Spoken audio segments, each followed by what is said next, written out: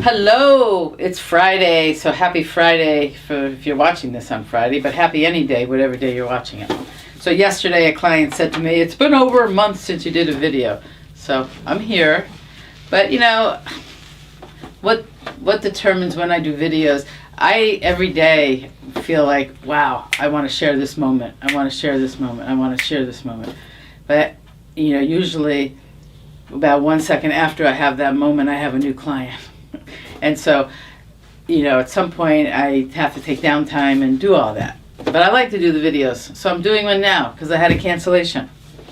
I have my purple box that has a question in it. I have not previewed the question. I'm a little nervous. I have no idea what this can ask me. But I'm going to reach in. I'm going to grab a question. Ta-da! Ta-da-da! Let's read what it says. Maybe I'll have Beth come and answer this question for me. Please describe in general categories of the different activities you offer and expand a bit on the particular areas you address in each. Okay.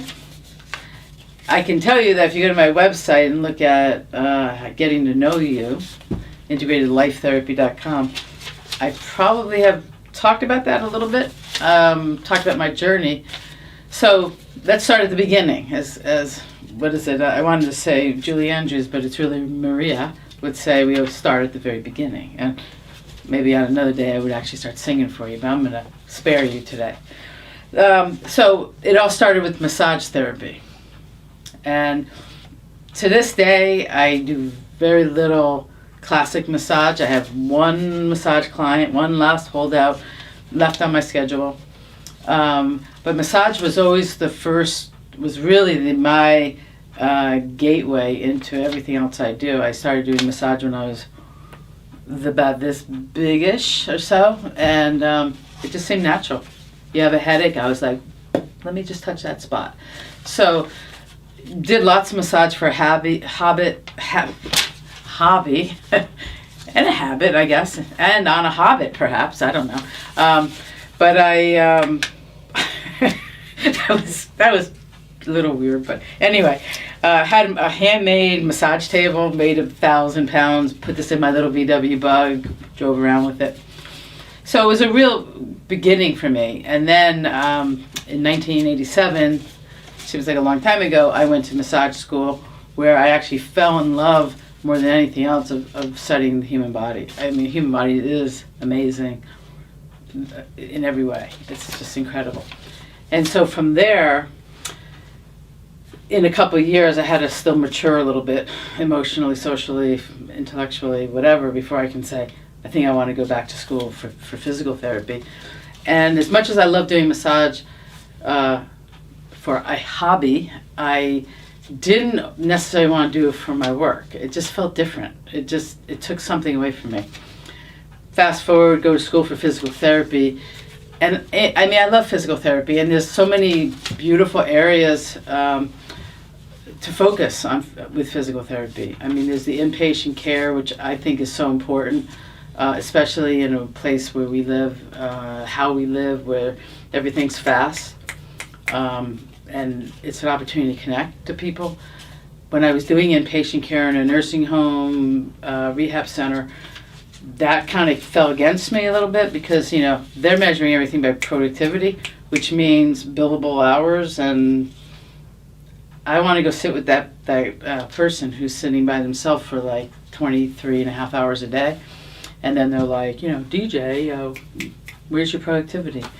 So they don't measure productivity in connection to people. But there's some, and then just in helping people rehab, getting people more functional, getting people more in their bodies, enjoying their life. Again, whether it's inpatient, whether it's post-accident, post-illness, or just routine people spraining an ankle here and there, I could specialize in every area. There just isn't time to do that. But, for me, and again, those who have listened to my videos over the time and watched my website video, for me, nothing I've done has been pre-planned. I never said I was going to let me do this for so many years and then I'll do this. My life just unfolded very organically. And so when I was doing PT one day, I just had this epiphany that said, lighten your touch. And it was like this whole new world of dimension opened up. And unbeknownst to me, I didn't have a word for it then, but what I was tapping into was craniosacral, the craniosacral system, and how that influences all of body. I was picking up on fascial strain patterns, which impacted everything. And I could never go back to saying, well, this person's here with a script for their elbow, let me just do the elbow. I couldn't pretend I didn't see and feel with my hands like everything that was going on in the body. And so from there, I still did traditional PT to a point. I was in my own business then, but I was doing more and more transitioning my massage clients at that time to more craniosacral. And then that just took off for me. There's something amazing about the craniosacral work. And so even when I do PT, it's always through that lens and through the guiding principles of craniosacral therapy. I can't ignore the whole, ever. So again, I stayed with the craniosacral therapy.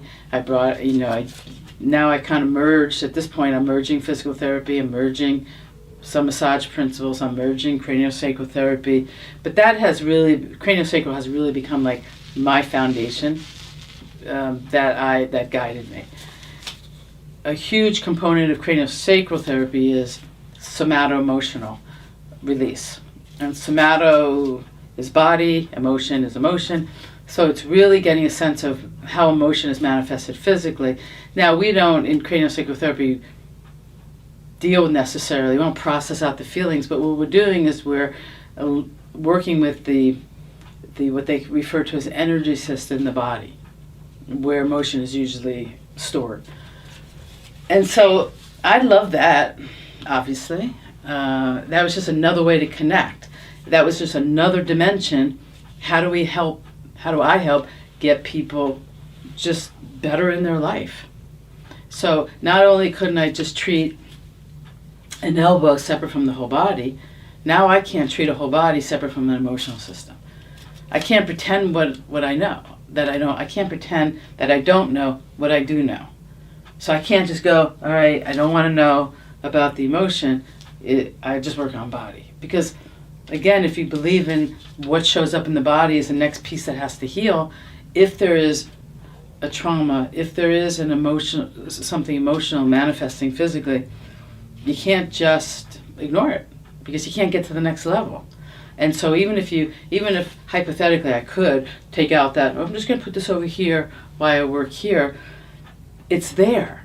And the person is trying so hard to resist that on the table that all it does is then it's counterproductive to trying to release anything in the body because they're trying to hold this in too much. So that just became part of my journey then, that I had to go back to school and get my degree in counseling, so now I can work all the way over here to all the way over here. And I just think it's a beautiful thing. I can't see doing it another way.